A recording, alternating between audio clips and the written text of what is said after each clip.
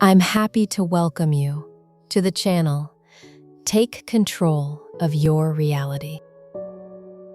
Today I'd like to tell you about Vadim Zeland's book, which is my favorite reference book. From personal experience, I can say that following all its rules has changed my life for the better, and I want to share his ideas with you in a simple, accessible format, succinct and clear. Vadim Zeland outlined his teachings in 5 stages, each building on the previous one: space of variations, pendulums, wave of luck, equilibrium, induced transition, and flow of variations. You can experience all of this for yourself here. Let's take a look. And your subscription and comment will be a pleasant surprise for me, your narrator.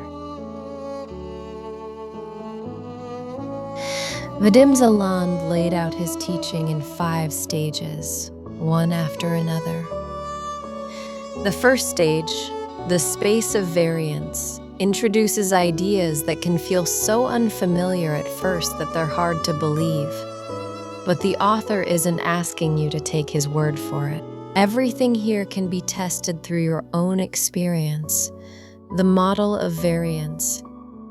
The world is one, but it shows itself in countless different ways. That's exactly what makes it many-sided.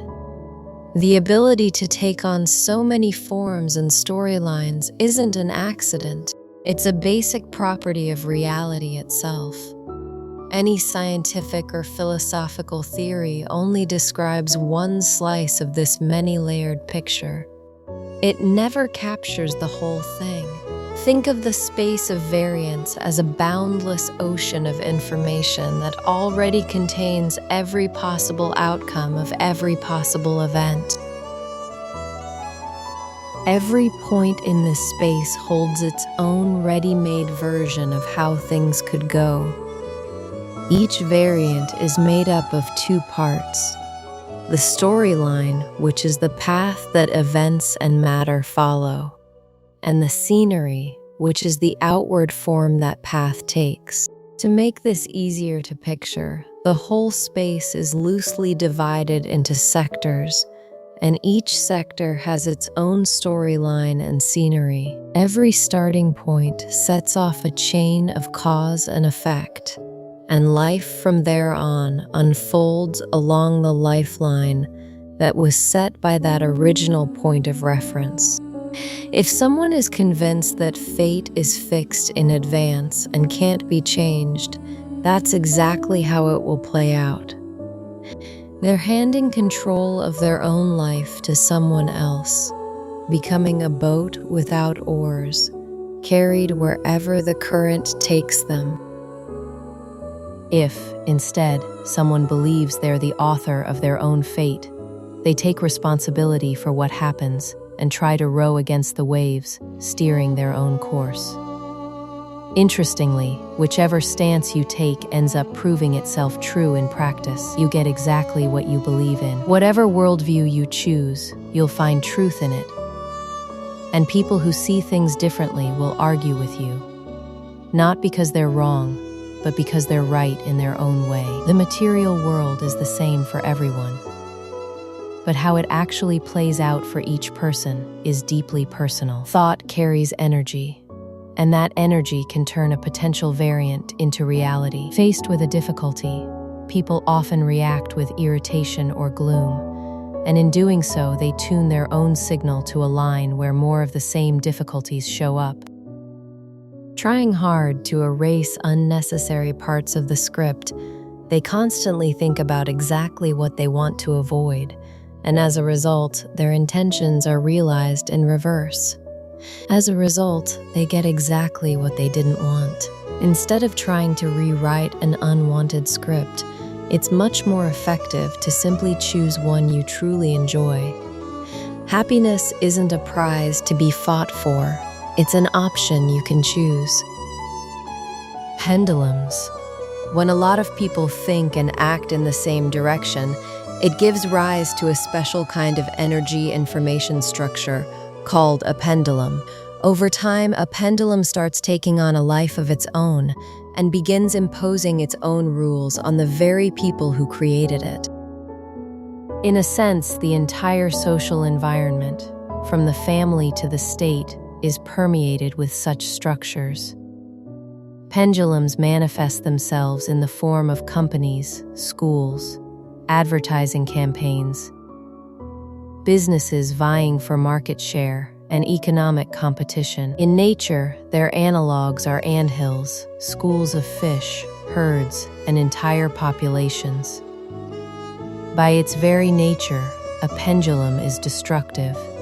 It feeds on the energy of its followers and uses this energy to control them. To attract new followers, the pendulum uses cunning tricks and leads people away from the very paths of life where they could find true happiness. Once under the influence of such a system, a person begins to build their life according to its rules, becoming just a small part of a larger machine. The lucky ones manage to find a comfortable place within the system and feel at home there. What a pendulum really wants is to hook a person emotionally and drain as much energy from them as possible. It doesn't matter whether that energy is positive or negative. Obedient followers are far more useful to a pendulum than independent people, because its main goal is control. The strings a pendulum uses to work you like a puppet are made of things like fear, insecurities, guilt, an overblown sense of justice, pride, vanity, hatred, love, generosity, greed, curiosity, and other strong feelings and needs. Trying to openly fight a pendulum usually ends in defeat. Taking on a structure like that single-handedly almost never works. It's much more effective to learn to recognize a pendulum and simply decline to play its game. There are two safe ways to step out from under its influence: making the pendulum fail or diffusing it. Method 1. Letting the pendulum fail. Or stop fighting the pendulum and stop feeding it your energy. Accept its right to exist and simply stop thinking about it. Walk past it with indifference. If ignoring it completely isn't an option, say your boss calls you in for a serious talk. You can go along with it on the surface while quietly reminding yourself that it's all just a show. The trick to this kind of soft exit is simple. Meet the pendulum's first move with agreement, then diplomatically step back or quietly steer things the direction you actually want. Method 2. Diffusing the pendulum. If you find yourself in a situation with a predictable, standard outcome, try doing something that breaks the pattern. As long as you're following the usual script, you keep feeding the pendulum your energy. What's needed is something genuinely unexpected, something nobody's anticipating from you. The one exception is when a pendulum has nothing to lose. For example, facing robbers who could easily take your life. In general, though, humor and imagination are great tools for diffusing a pendulum. Meet annoyances with the opposite reaction. Swap fear for confidence, irritation for joy, indignation for indifference. By broadcasting on a frequency that doesn't match the pendulum's, you create dissonance and it loses interest in you. A pendulum can also be a single person. If someone comes to you with a complaint or a problem, try picturing them as already having gotten what they need. Chances are their aggression will turn into goodwill, simply because being around you starts to feel more comfortable. When you run into a difficulty, don't let yourself get pulled into someone else's game.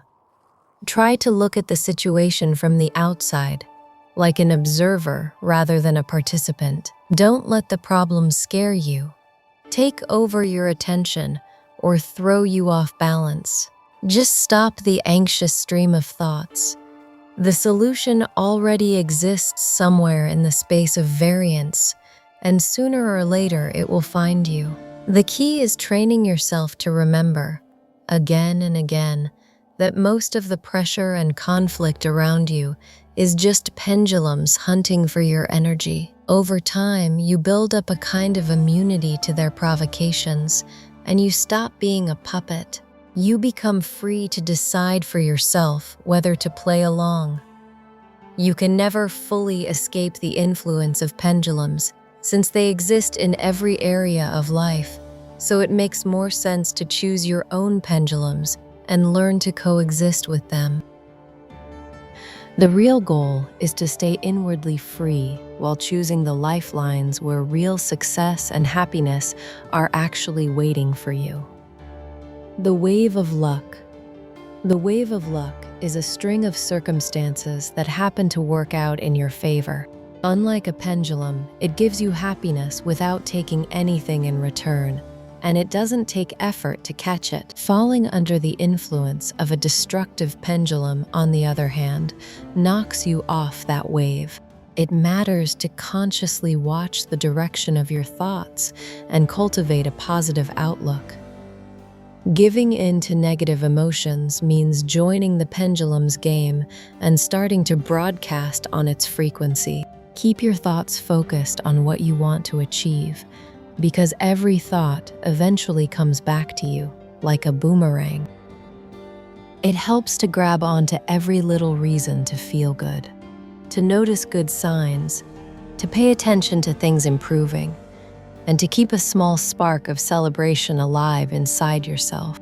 Being able to enjoy what you already have right now shifts you onto lifelines that match a positive state of mind. Try to think on the same frequency as luck.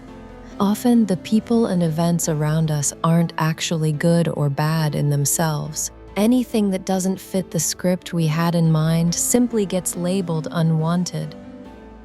We tend to accept only what matches our expectations. That's exactly why the old saying, "Everything happens for the best," holds up so well. Balance. Every system in nature tends toward balance. The moment any kind of energy builds up in excess somewhere, forces appear to correct that imbalance. The back and forth between good luck and bad luck in life is a direct result of this law of balance. Both actions and thoughts are capable of throwing that balance off. Excess potential builds up whenever someone gives too much weight to something, whether it's an object, a quality, an event, or another person. That imbalance triggers balancing forces, which in turn bring a wave of new problems. On an energy level, all things are equal in value. It's us who attach labels like bad, good, fun, or sad to them. By treating something as important, we charge that judgment with energy and often end up with a result that's the exact opposite of what we wanted. Trying too hard tends to backfire. To come into balance with the world around you, the answer isn't to fight your way through obstacles, it's to lower how much importance you place on them. A life spent entirely on work isn't the ideal. Rest matters too. Throwing yourself into work only makes sense when the work itself is your actual goal. In that case, it becomes a path toward success and fuels you with energy instead of draining you. A lot of people spend their energy fighting themselves and hiding their own flaws. It's far smarter to let yourself simply be who you are. Forgive yourself for your shortcomings and focus on building up your strengths. That shift puts out a creative kind of energy that carries you toward more favorable lifelines. Idealizing anything, whether it's a person, an object, or an idea, also creates excess potential, which sooner or later starts breaking down under the pressure of balancing forces. The stronger the craving to possess something or to be loved back, the stronger the pushback. Chasing perfection in everything works the same way, which is why a perfectionist's life often turns into an endless struggle against these balancing forces. Try not to judge or look down on other people. Comparing yourself to others and feeling superior or inferior also creates excess potential. A simple rule applies here. The more desperately you chase something, the less likely you are to get it. A desire needs to be backed by action, or it turns into empty, draining longing with no real power behind it. Real power comes from intention, not just wanting something, but being ready to have it and determined to move toward it. When your thoughts stay fixed on what you fear or don't want, you tune yourself to exactly the lifeline where that thing happens. What you actively don't want tends to come true more often than not. Guilt is like an open invitation for punishment. Balancing forces tend to leave alone people whose conscience isn't troubled.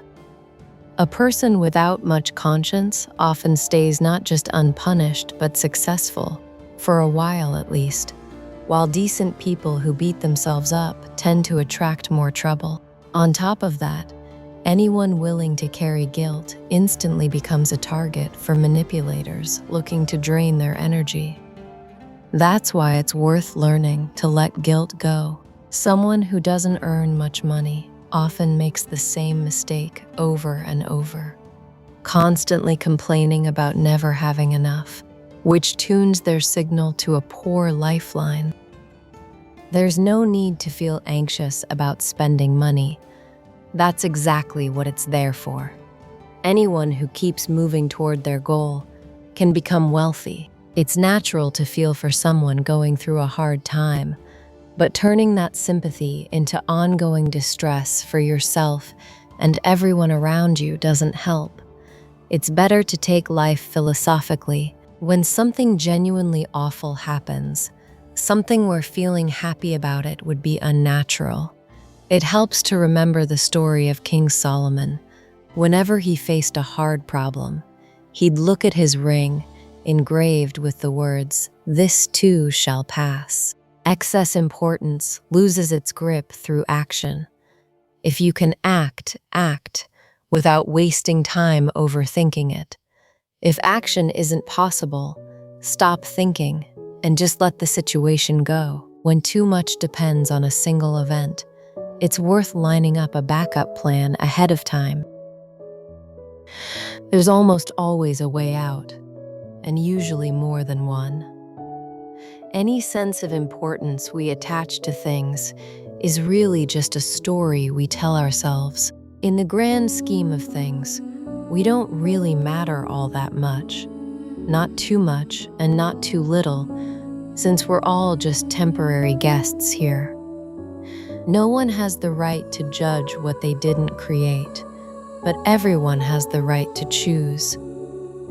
Induced transition, the world around you turns as dark as you imagine it to be. Everyone is technically watching the same reality, but the resulting pictures differ as much as black and white film differs from color, because each person is tuned to their own sector of the space of variance and effectively lives in a world of their own. When life feels a little too flat and short on real excitement, people often try to fill that gap by turning their attention outward, toward the news, for instance. Anyone who gets hooked on negative information ends up getting plenty of it. At first, they're just an outside observer, but by continuing to broadcast on that negative frequency, they gradually shift onto lifelines where similar events start happening closer and closer to them, and eventually risk becoming a direct participant in them. The best approach is not to react to negativity at all. Just ignore it. It helps to catch yourself every time you get pulled into a pendulums game, complaining, getting indignant, feeling anxious, or getting drawn into pointless arguments. The flow of variance. It's commonly believed that people create everything new purely through the power of their own mind. In reality, the process works the other way around. Information from the shared field is first picked up by the subconscious, the soul, and only afterward does the mind translate it into words, images, or symbols. That's how discoveries are made and how music and other creative works come into being. In other words, anything a person couldn't have learned directly seems to appear out of nowhere. But really, it comes from a single shared field of information. The mind is often so absorbed in some task, or so caught up under a pendulum's influence, that it keeps churning out thoughts non-stop. But the moment you stop that inner stream and simply sit in silence, you can start to hear the voice of the soul, a quiet inner voice with no words. The mind usually drowns out the soul, which is why intuitive insight is hard to access. Even so, the soul often already knows what's coming because it has direct access to the field of information and can glimpse sectors of the future that haven't happened yet but are already taking shape. Every problem carries the key to its own solution somewhere inside it. The best way toward that solution is the simplest, most natural path. Without forcing anything, let go of trying to control the situation and become an outside observer instead. Not a slave to circumstances, and not their master either, just someone carrying things out. Turn on your inner watcher. Observe first, act second.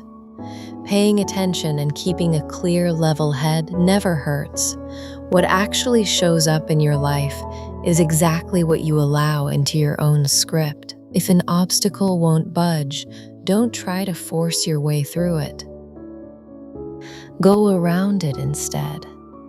It helps to accept that real events can easily veer off from the plan you had in mind. Loosen your grip on control and give events more room to flow. Paradoxically, letting go of tight control gives you more real influence over a situation than you had before. When making decisions, pay attention to what you actually feel, to whether your soul feels comfortable or uneasy about it. Say you're facing a choice, yes or no. If saying yes means you have to talk yourself into it and convince yourself, that's usually a sign your soul is really saying no. But when your soul says yes, there's no need to talk yourself into anything. If a desire makes you uneasy and you're free to walk away from it without consequences, it's usually better to let it go. That kind of desire comes from the mind, not the soul. And the mind tends to be under a pendulum's influence more often than not. Still, it's worth remembering. If a tangled mess of problems came from poor choices in the first place, untangling it may take some time and some discomfort along the way. And one last rule: whatever has already happened and can't be changed simply needs to be accepted as it is.